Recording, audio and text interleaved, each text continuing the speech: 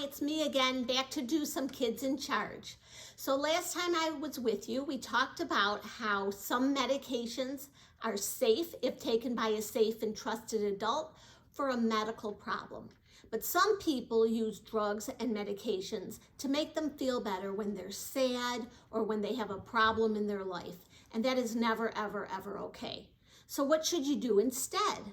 Well, you should use what we call coping skills. So behind me on the board is a whole list of some coping skills, and we're going to go through them, and there's many, many more that I know you can come up with on your own. So one is talking to a safe and trusted adult. It could be your parent or your grandma or your friend's dad, or it could be your teacher, it could be a doctor, it could be a counselor or a social worker, but anybody who in your life you feel is safe and trusted. Another one is deep breathing. Okay, when we get upset, sometimes we stop breathing or we get really uncomfortable. And if we just take a deep breath in and let it go out and keep doing that repeatedly, it relaxes us and helps us to cope. Another one is exercise. I'll bet you guys play sports. I'll bet some of you play soccer and baseball, and maybe you do yoga, and there's football and tennis and all sorts of sports.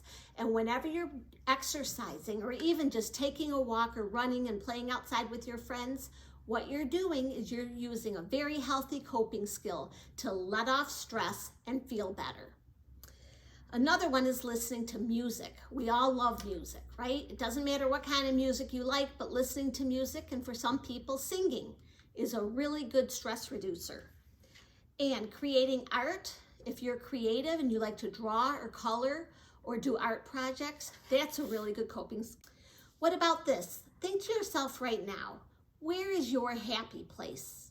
Where can you go in your head to imagine a really happy place? For me, it's the beach.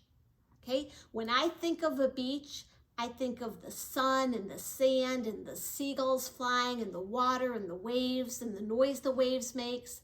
And if I'm feeling really upset or stressed and I just sit down and think about my happy place, I relax and it makes me feel better. So think to yourself, where is your happy place? For a lot of people, it is the beach or the ocean. For some people, it's a lake or a river or the woods or the baseball diamond or grandma's backyard or your living room. So think about where is your happy place, and you can go there in your head anytime to feel better. You can always go outside or take a walk. It doesn't matter what the weather is, just bundle up and go. That's a really good way to relieve stress. Playing with a pet, if you have a dog or a cat or a hamster or a rabbit or any type of pet, it'll help you, and of course they'll love to play with you, so it'll help them. Positive self-talk is another good tool.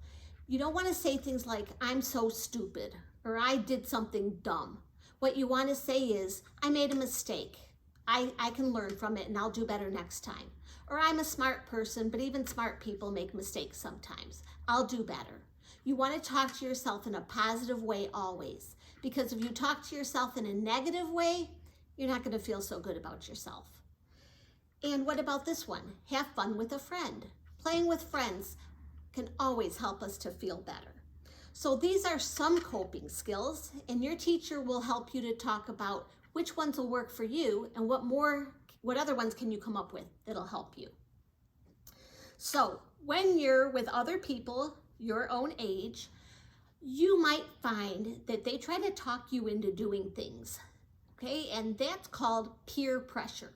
Peers are people your own age or close to your age. So they could be in your class, on your bus, in your neighborhood. And pressure means trying to talk you into doing something or pressure you into doing something. So some peer pressure is good. Someone could talk you into reading a good book or going for a walk or exercising. That would be positive peer pressure. But what we're talking about today is negative peer pressure. When someone tries to talk to you into doing something wrong, something that's not the best, safe, and healthy choice. So it could be to take a drug, it could be to cheat on a test, it could mean peer pressure to bully someone, and none of those are ever okay. So what we want you to learn are what we call refusal skills. So on the poster behind me are a bunch of refusal skills, and we're going to talk about those right now.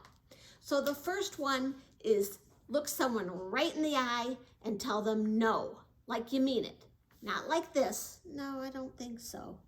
No, I'm not going to do that. Okay? No, like you mean it.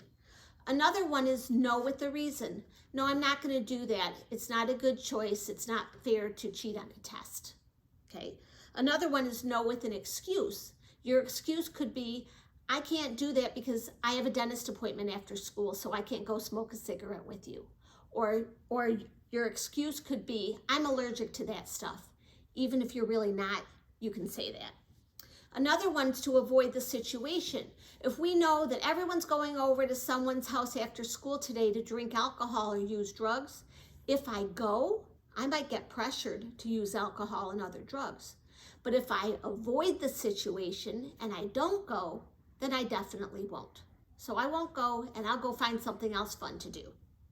Another one is walk away. We all have feet. We can leave at any time. If we stick around, we could get talked into something. But if we leave, we won't. And another one's to change the subject. So if you ask me to smoke a cigarette with you, I could say, hey, what are you doing this weekend? How's your new dog? Where are you going on vacation? And the message I'm giving you is, I'm not even going to talk about smoking a cigarette. I'm going to change the subject. And the last one is to blame it on a trusted adult. We all have people in our lives that we can blame things on. So you could say, if I did that and my parents find out, I'm going to be grounded. Okay? Or they won't let me go to the movies this weekend. Or, if I do that, I'm going to miss out on a lot of my privileges. So we all have someone in our lives that we can blame.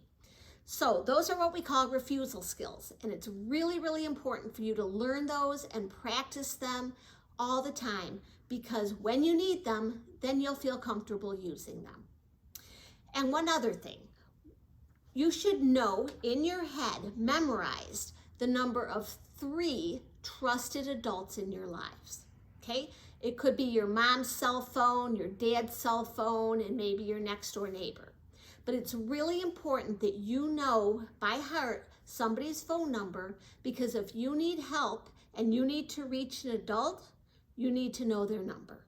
So your teacher will work with you on identifying who in your life is a trusted adult and learning their phone number. And everybody have a great day.